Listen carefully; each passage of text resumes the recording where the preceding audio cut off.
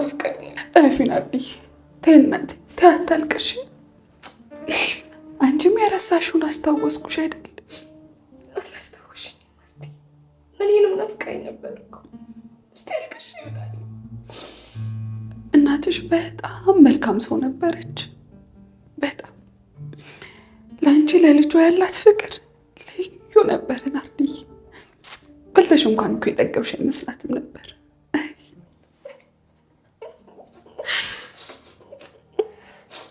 ታውቂያለሽ፣ ሁሌም ከማን ጋር የሆነ ቦታ ስንሄድ ሙሽነት ይሰማኝ ነበር። ሁሌም በሷ ደስተኛ ነበርኩ።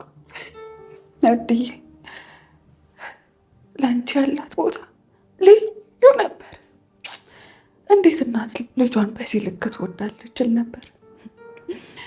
ብታይ እኔም ወደፊት ልጅ ስወልድ ልክ እንደ ናርዲ እናት ነው ልጄን የምወደው እል ነበር።